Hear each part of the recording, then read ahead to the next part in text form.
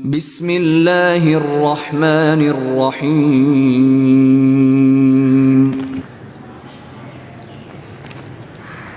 السلام عليكم ورحمة الله وبركاته أعوذ بالله من الشيطان الرجيم بسم الله الرحمن الرحيم نحمده ونصلي ونسلم على حبيبه الكريم أما بعد ফাজিল প্রথম বর্ষের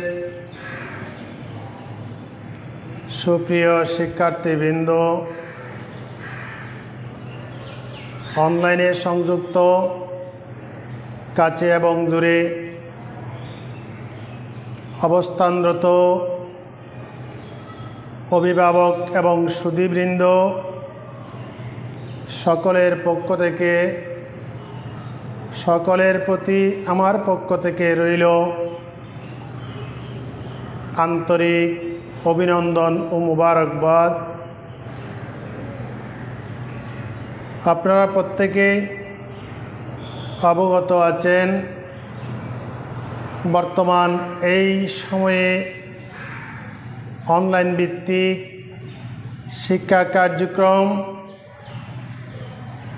পরিচালনা করার জন্য প্রশাসন এবং প্রতিটি উপজেলা পরিষদের পক্ষ থেকে নির্দেশ দেওয়া হয়েছে। সে কারণে রাউজান দারুল ইসলাম কামিল মাদ্রাসা পরিচালনা পরিষদের পক্ষ থেকে অনলাইন ভিত্তিক শিক্ষা কার্যক্রম পরিচালনা করে যাচ্ছেন। এর ধারাবাহিকতায় আজ আমি ফাজিল প্রথম বর্ষ হাদিস শরীফ, যার মূল নাম হবে উলুমুল কুরআন ওয়াল হাদিস, দ্বিতীয় পত্র হাদিস ও উসুলুল হাদিস, এই চ্যাপ্টারের মধ্য থেকে আমি তোমাদের জন্য কিতাবুস সওম তথা রোজা পর্বের মধ্য থেকে 3টি হাদিস নির্বাচন করেছি, যে হাদিসগুলি অতীতে বিভিন্ন বোর্ড পরীক্ষার মধ্যে বেশিরভাগ এসেছে।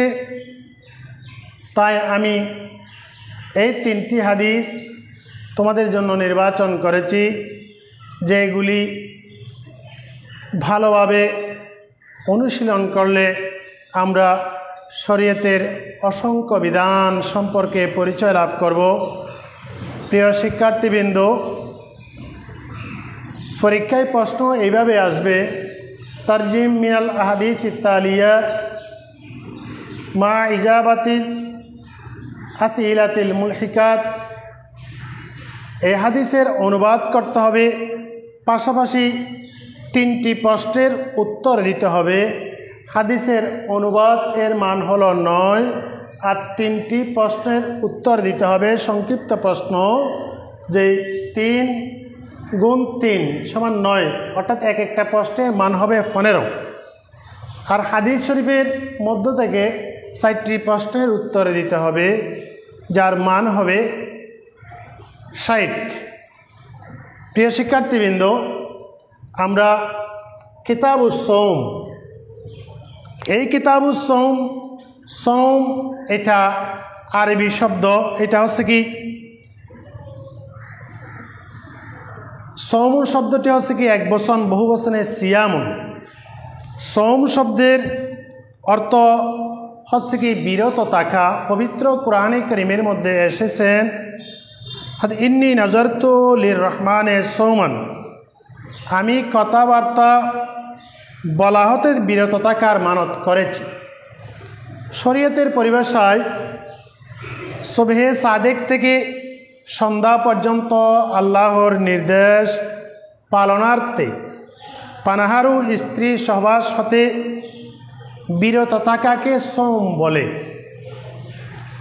এই সোম কখন থেকে আমাদের উপর ফরজ হয়েছে এই ব্যাপারে মহান আল্লাহ পাক রব্বুল আলামিন ইরশাদ করেন, ইয়া আইয়ুহাল্লাযীনা আমানু কুতিবা আলাইকুমুস সিয়াম কামা কুতিবা আলাল্লাযীনা মিন ক্বাবলিকুম লাআল্লাকুম তাত্তাকুন।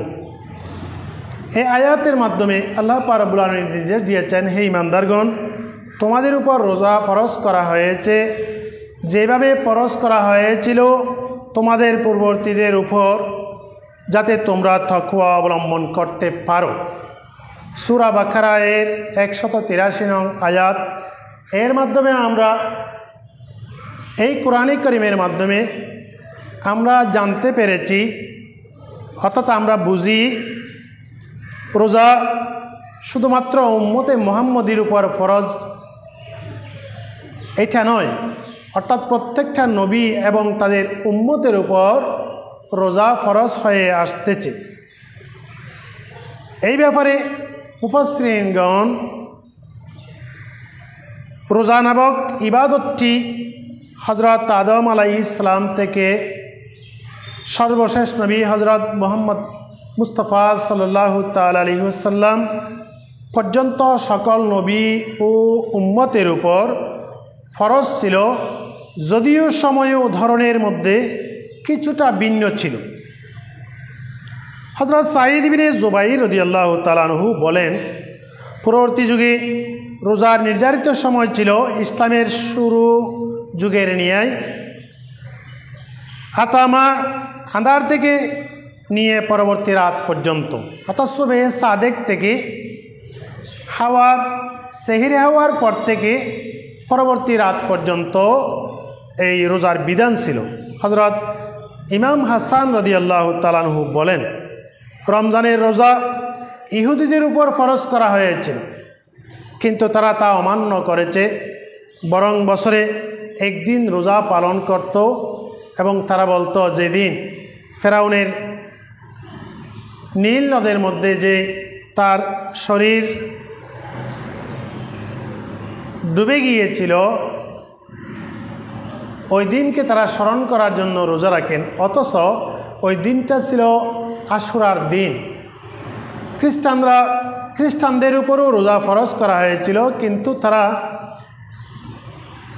এই রোজা রাখতে গিয়ে যখন এক সময় গরম সমকাল এসে গেল, তখন তারা ওই রোজা থেকে তাদের ধর্মযাজক এবং নেতৃবর্গের সাথে পরামর্শ করে তারা শীতের মৌসুমে রোজা নিয়ে গেল। তখন পরবর্তী সময়ে তাদের উপর 30টা রোজার পরিবর্তে 10টি জরিমানা হিসেবে রোজা নির্ধারণ করে 40টা করা হয়েছিল।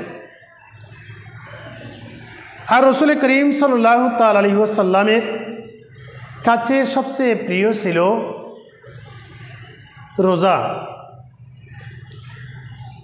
যখন রমজানের রোজা ফরজ হয়নি তখনও রাসূল করিম সাল্লাল্লাহু তাআলা আলাইহি ওয়াসাল্লাম আশুরার রোজা রাখতেন এবং তার সাথীদেরকে রোজা রাখার জন্য, পালন করার জন্য তিনি নির্দেশ দিতেন।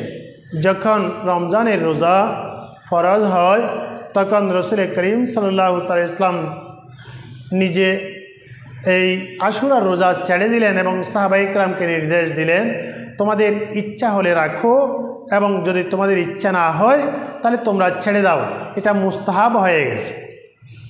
হযরত আব্দুল্লাহ ইবনে উমর রাদিয়াল্লাহু তাআলা আনহু থেকে বুখারী শরীফের মধ্যে একটি হাদিস নকল করেছেন, যেখানে রাসূল সাল্লাল্লাহু তাআলা আলাইহি ওয়াসাল্লাম আশুরার দিন রোজা পালন করেছেন এবং সিয়ামের জন্য আদেশ দিয়েছেন। পরে যখন রমজানের রোজা ফরজ হলো তখন তা ছেড়ে দেওয়া হয়। হযরত আয়েশা সিদ্দিকা রাদিয়াল্লাহু তাআলা আনহার একটি হাদিস ইমাম বুখারী রাহমাতুল্লাহ আলাইহি তার কিতাবের মধ্যে স্থান দিয়েছেন, যেই হাদিসের মধ্যে হযরত আয়েশা সিদ্দিকা রাদিয়াল্লাহু তাআলা আনহা বলেন, জাহেলিয়া যুগে কুরাইশরা আশুরা রোজা পালন করত আর রাসূল করিম সাল্লাল্লাহু তাআলা আলাইহি ওয়াসাল্লাম তাদের সাথে এই আশুরার রোজা পালন করতেন। আর যখন রমজানের রোজা ফরজ করা হয় তখন রাসূল করিম সাল্লাল্লাহু তাআলা আলাইহি ওয়াসাল্লাম এই সাহাবায়ে কেরামদেরকে নির্দেশ দিলেন, তোমাদের যদি সুযোগ থাকে, ইচ্ছা থাকে, তোমরা রোজা রাখো, আর যদি তোমাদের ইচ্ছা হয় ছেড়ে দাও। বুখারী শরীফ। আর প্রত্যেকটা নবীদের উপর মিন ক্বাবলিকুম কোরআনের কারীমের এই আয়াতের মাধ্যমে একটা জিনিস পূর্ববর্তী প্রত্যেকটা নবী হযরত আদম আলাইহিস সালাম থেকে হযরত ঈসা আলাইহিস সালাম পর্যন্ত প্রত্যেকটা নবীদের উপর নবীদের কাছে সবচেয়ে প্রিয় ছিল রোজা পালন করা। যেমন হযরত আদম আলাইহিস সালাম প্রতি মাসের 13, 14 এবং 15 যেগুলিকে আইয়ামে 20 বলা হয়, এর রোজা রাখতেন। কনজুল উম্মাল 8ম খণ্ড 258 পৃষ্ঠা, হাদিস নং 24188। হযরত নূহ আলাইহিস সালাম 2 ঈদ ছাড়া সবসময় রোজা রাখতেন। ইবনে মাজাহ শরীফ এর মধ্যে হাদিস নং 1714।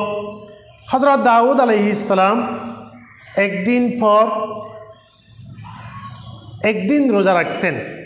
মুসলিম শরীফের মধ্যে যে হাদিসটা উল্লেখ রয়েছে 1189 নং হাদিস, হযরত সুলাইমান আলাইহিস সালাম মাসের শুরুতে 3 দিন, মধ্যাহ্নে 3 দিন এবং শেষে 3 দিন, অর্থাৎ মাসে মোট 9 দিন রোজা পালন করতেন। কনজুল উম্মাল 8ম খণ্ড 304 নং পৃষ্ঠা, হাদিস নং 24624 এর মধ্যে উল্লেখ রয়েছে। হযরত ঈসা আলাইহিস সালাম সবসময় বছরে 365 দিন তিনি রোজা রাখতেন। মুসলিম শরীফের মধ্যে 1189 নম্বর হাদিসের অংশের মধ্যে উল্লেখ রয়েছে। প্রিয় শিক্ষার্থীবৃন্দ, আমরা জানব এই রোজা কখন ফরজ হয়েছে। এই ব্যাপারে আমরা যখন দুররে মুখতার গ্রন্থকার বলেন, 2য় হিজরি শাবান মাসের 10 তারিখ রমজানের রোজা ফরজ হয়। দুররে মুখতার 3য় খণ্ড 330 পৃষ্ঠা। প্রিয় শিক্ষার্থীবৃন্দ, আমরা চলে আসব এই হাদিসের দিকে, যেটা আল ফসলুল আউয়াল, প্রথম পরিচ্ছেদ এর হাদিস। প্রথম হাদিসের বর্ণনাকারী হচ্ছে কি, সর্বাধিক হাদিস বর্ণনাকারী হযরত আবু হুরায়রা রাদিয়াল্লাহু তাআলা আনহু হতে বর্ণিত। কালা কালা রাসূলুল্লাহ সাল্লাল্লাহু তাআলা আলাইহি ওয়াসাল্লাম। কালা এর প্রথম ফাইল হচ্ছে কি হযরত আবু হুরায়রা।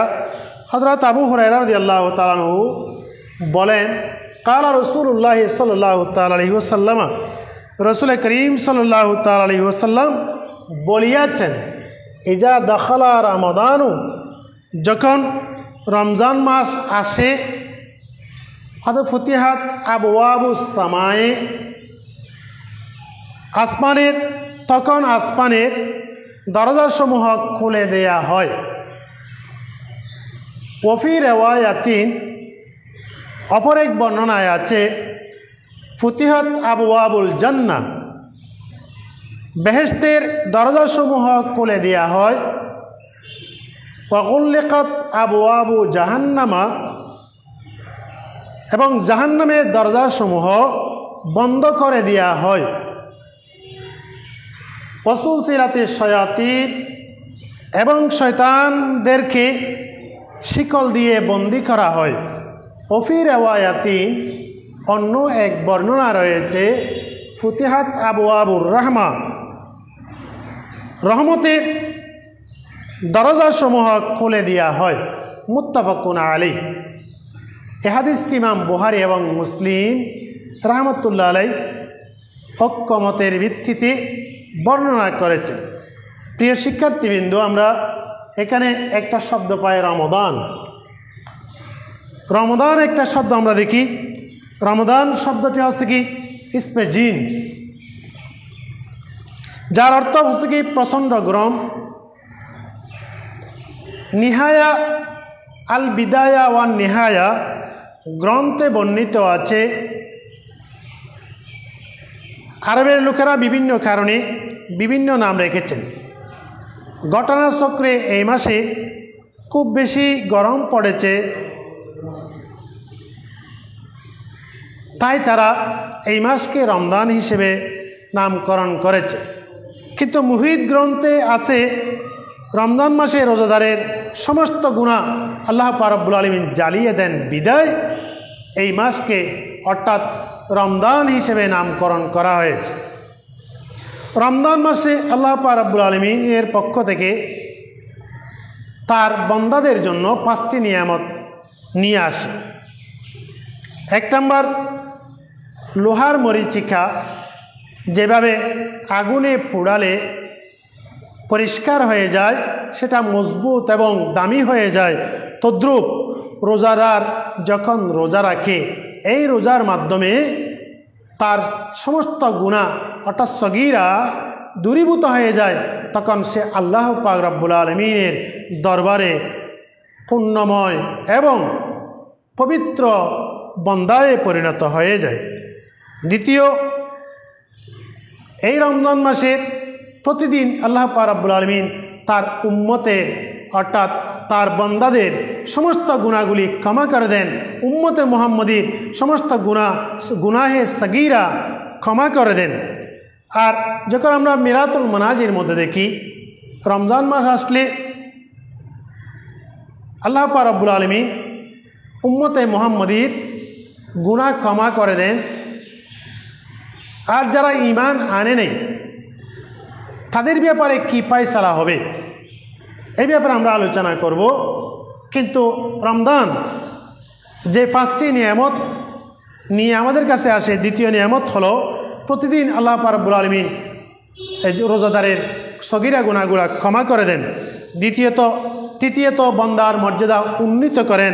চতুর্থ, মুত্তাকিরা আল্লাহর সান্নিধ্য লাভ করে, মুত্তাকিরা আরও বেশি আল্লাহর কুরবত হাসিল করে।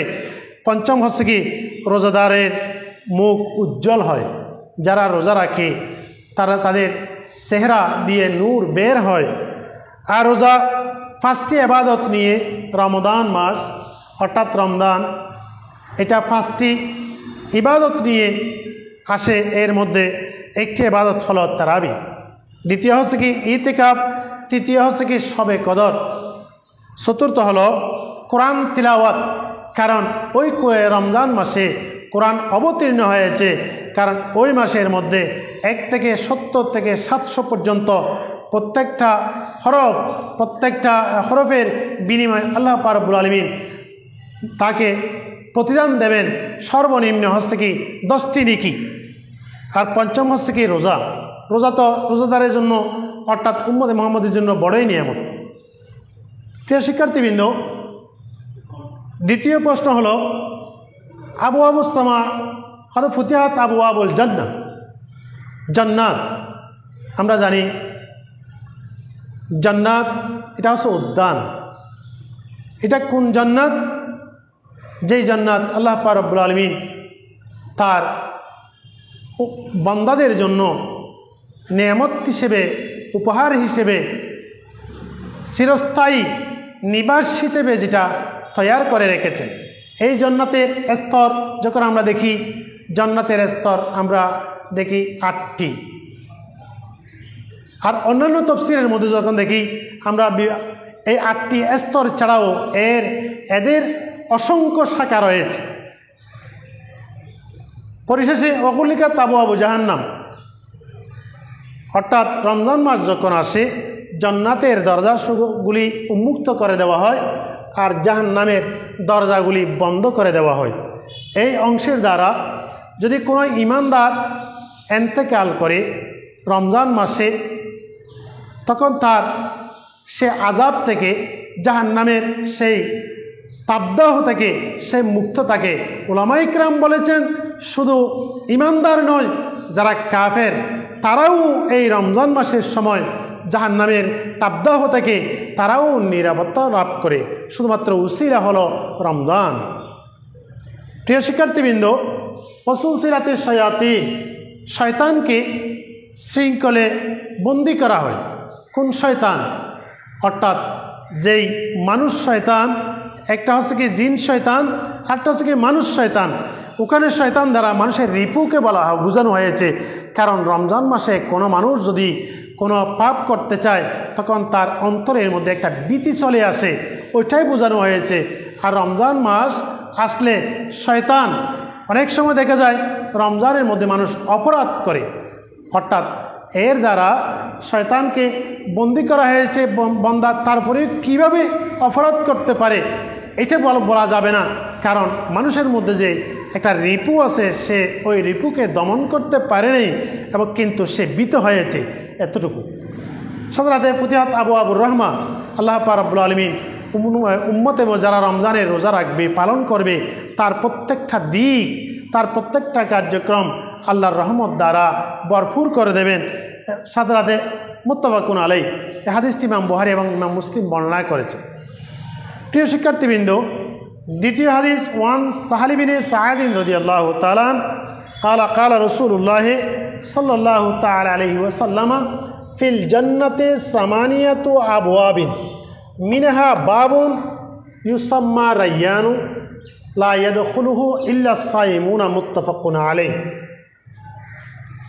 হযরত সাহাল ইবনে সাঈদ রাদিয়াল্লাহু তাআলা হতে বর্ণিত, ক্বালা তিনি বলেন রাসূলুল্লাহ সাল্লাল্লাহু তাআলা আলাইহি ওয়াসাল্লাম বলিয়াছেন, ফিল জান্নাতে সামানিয়াতু আবওয়াবিন, জান্নাতের মধ্যে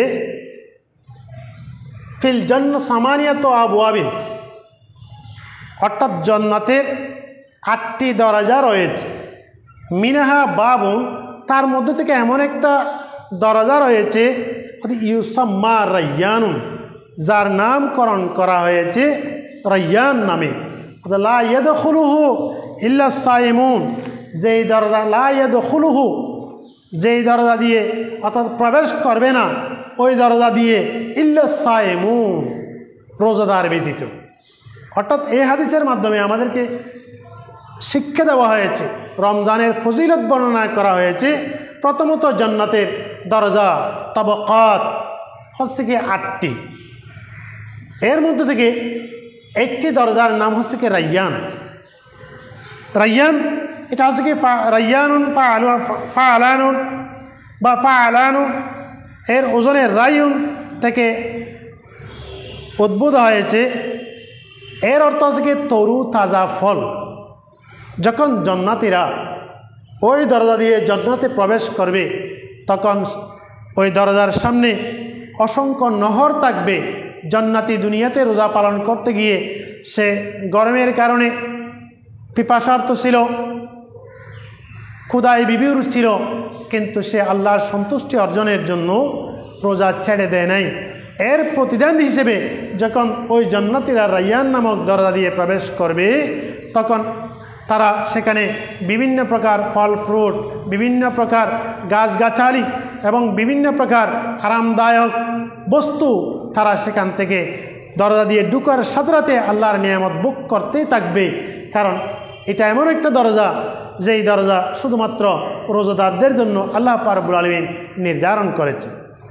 মুত্তাফাকুন আলাইহ, হাদিসটি ইমাম বুখারী এবং ইমাম মুসলিম রাহমাতুল্লাহ আলাইহ বর্ণনা করেছে। প্রিয় শিক্ষার্থীবৃন্দ, আমরা তৃতীয় হাদিসের দিকে যাচ্ছি। ওয়ান আবি হুরায়রা রাদিয়াল্লাহু তাআলা ক্বালা ক্বালা রাসূলুল্লাহ সাল্লাল্লাহু তাআলা আলাইহি ওয়াসাল্লাম মান সামা রমাদানা ঈমানান ওয়া ইহতিসাবান গুফিরা লাহু মা তাকাদ্দামা মিন যামবিহি ওয়া মান কামা রমাদানা ঈমানান ওয়া ইহতিসাবান গুফিরা লাহু মা তাকাদ্দামা মিন যামবিহি ওয়া মান কামা লাইলাতুল কদর ঈমানান ওয়া ইহতিসাবান গুফিরা লাহু মা তাকাদ্দামা মিন যামবিহি। এই হাদিসটি রাইসুল মুফাসসিরিন সর্বাধিক হাদিস বর্ণনাকারী হযরত আবু হুরায়রা রাদিয়াল্লাহু তাআলা হতে বর্ণিত। তিনি বলেন, ক্বালা রাসূলুল্লাহ সাল্লাল্লাহু তাআলা আলাইহি ওয়াসাল্লাম, রাসূল করিম সাল্লাল্লাহু তাআলা আলাইহি ওয়াসাল্লাম বলিয়াছেন, মান সামা রমাদানা ঈমানান ওয়া ইহতিসাবান, যে ব্যক্তি ঈমানের সহিত সওয়াবের নিয়তে রমজানের রোজা রাখিবে, মান সামা রমাদানা, যে ব্যক্তি রোজা রাখবে ঈমানান বিশ্বাস করে, অর্থাৎ সে বিশ্বাস করে, কোন বিশ্বাস আমরা আলোচনা করব। ওয়া ইহতিসাবান, ইহতিসাব শব্দটা হাসবুন থেকে, অর্থাৎ কি ধারণা, অর্থাৎ সে অন্বেষণ করা ইহতিসাব। অর্থাৎ সে সওয়াব ইমানের সহিত সওয়াবের নিয়তে রমজানের রোজা রাখিবে।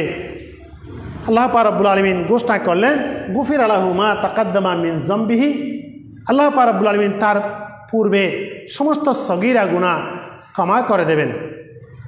আর মুফাসসিরিন ইকরাম অর্থাৎ মুহাদ্দিসিন ইকরাম আরও বলেছেন, অর্থাৎ যদি কোনো বান্দা তার পূর্বে কবিরা গুনাহ করে থাকে, ওই কবিরা গুনাহগুলি সগীরা গুনাহে পরিণত হবে, আর সগীরাগুলি আল্লাহ পাক রব্বুল আলামিন ক্ষমা করে দেবেন।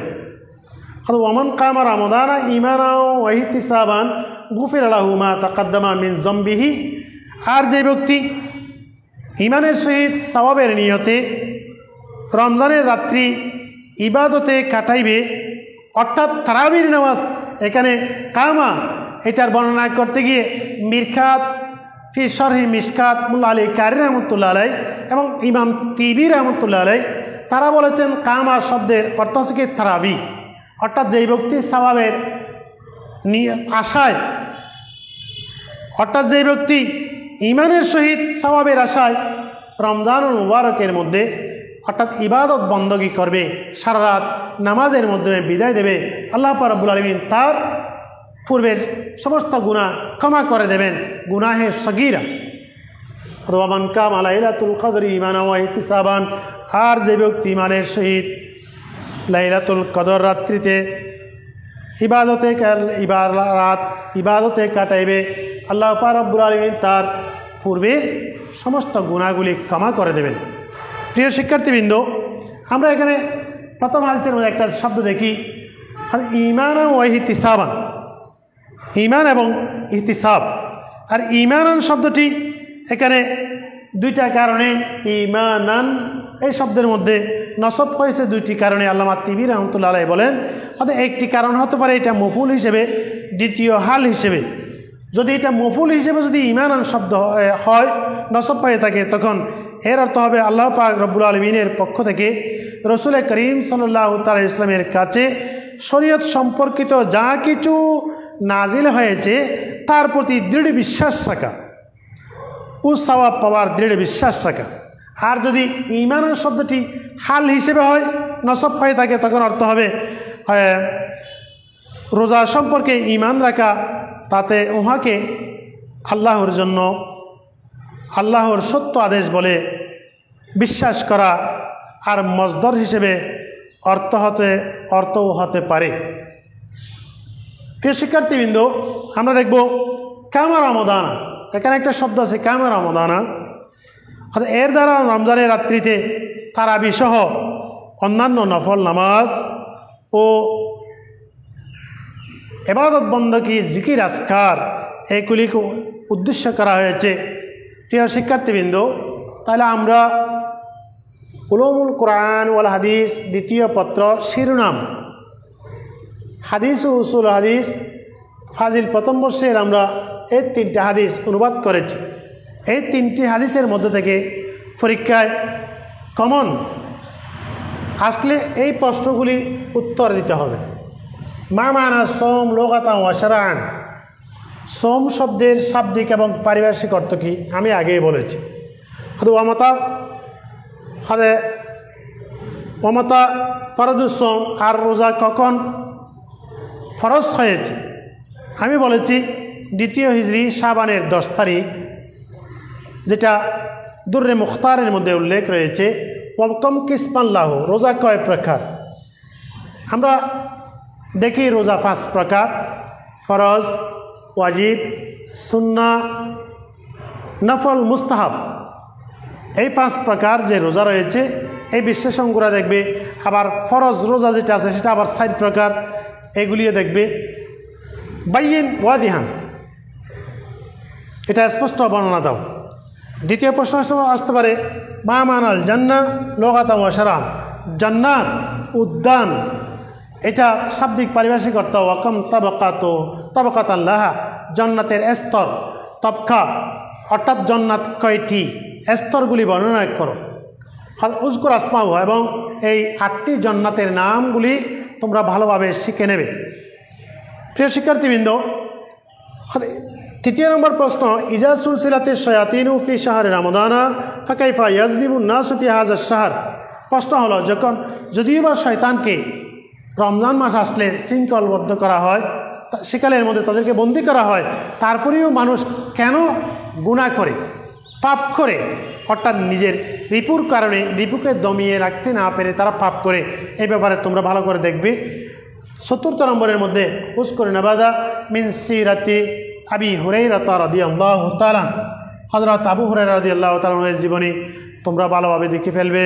হযরত আবু হুরায়রা রাদিয়াল্লাহু তাআলা ইসলাম গ্রহণের পূর্বে এবং পরে তার নাম এবং বর্ণিত হাদিসের সংখ্যা, তিনি কত হিজরিতে বা ইসলাম ধর্ম গ্রহণ করেছেন, পাশাপাশি তার কয়টি হাদিস বুখারী এবং মুসলিমের মধ্যে স্থান পেয়েছে, তিনি কখন ইন্তেকাল করেছেন, কোথায় তাকে দাফন করা হয়েছে, কে জানাজা পড়িয়েছে, এগুলি তোমরা দেখবে।